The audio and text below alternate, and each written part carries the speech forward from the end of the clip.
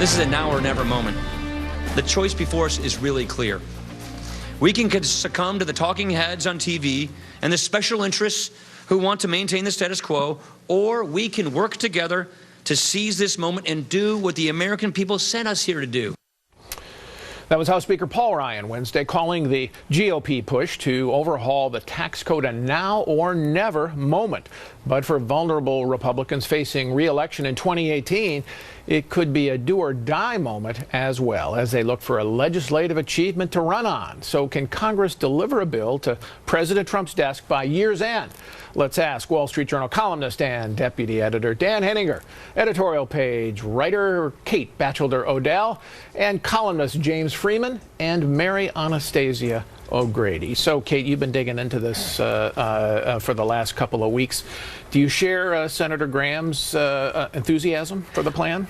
I do, but I will add one caveat, which is that basically Republicans have come up with a consensus document, but it means that they can't afford to give in to this or that interest group. And already we're seeing some pushback from realtors, from the redistributionists of the right who want bigger family credits, and the different factions of the party are going to have to hang tough and hang together. So you're saying that if the rates where they are, the cuts in the rates where they are, is a good plan. The danger is that it will erode as the political process moves ahead. That's true. I mean, most of the growth element is on the business side, as we discussed earlier. But right. But basically, on the personal side, they want to keep the tax code at least as progressive as it is. They say this explicitly. That's a disappointment. Right, because means it's basically enshrining the progressivity of Barack Obama. That's right, and the tax code has gotten so much more progressive since the 1986 reform. Basically, even as rates have gone up at the top, bigger refundable tax credits at the bottom have made the code a lot more progressive.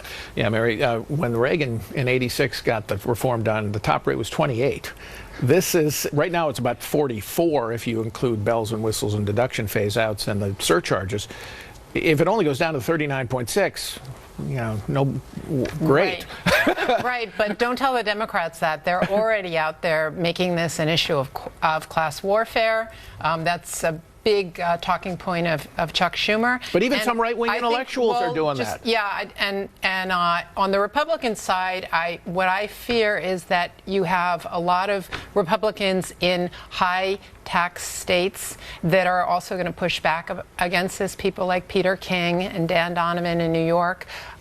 In Manhattan, on the island of Manhattan alone, the average of claims is like $25,000. And people won't give that up easily, and they will ask their state representatives to fight for it. And yet, James, that's worth $1.25 trillion or so over 10 years, that state and local tax deduction to finance lower rates. You take that out, you don't get lower rates. No, and it's a good reform, even though it's going to hurt people like us temporarily. What it does is it creates a big incentive for these high tax, poorly run states like the ones we live in to reform.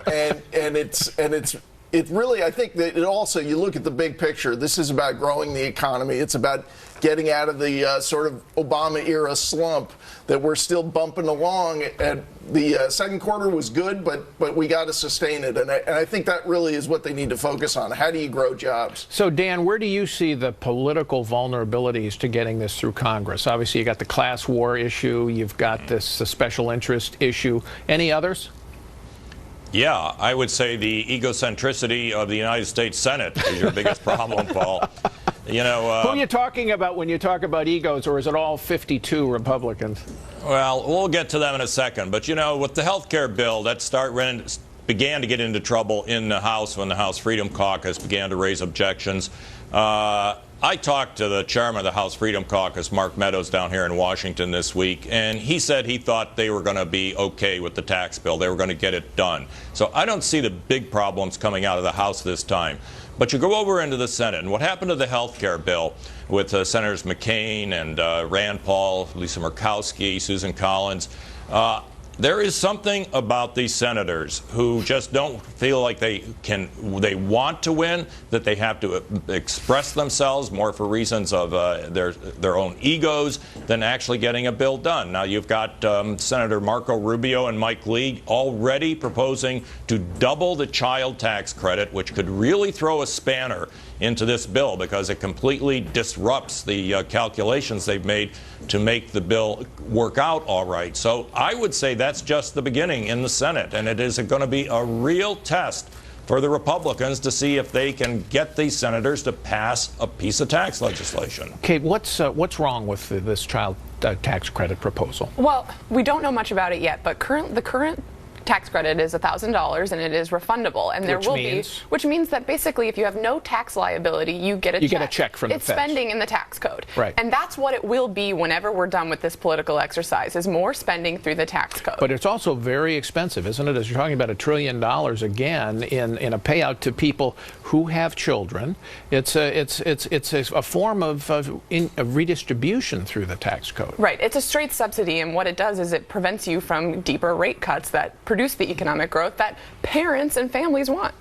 And the problem, as Kate is laid out, is that politically it will be the Democrats will be spinning this as corporations are getting this big tax cut, subsidy from the government, and so therefore people with children should get it. That's how it's going to be told. But if you look at the economic evidence, Mary, and you know this because you look at it a lot, the benefits of a rate cut flow to workers. I mean, shareholders get some, but they flow to workers in higher salaries. That's why I think it's so important for the president and the Republicans to talk about this in terms of growth, in terms of more investment and more jobs for people, because that's in fact what the goal is. It has nothing to do with this redistribution picture. And the president has said that corporate rate is not going higher than 20. That is crucial that they don't buckle on that, because when you throw in the state taxes, we're still going to be above the average in Europe. We're still going to be above the average in Asia. I think we're going to be competitive enough. This is good news, but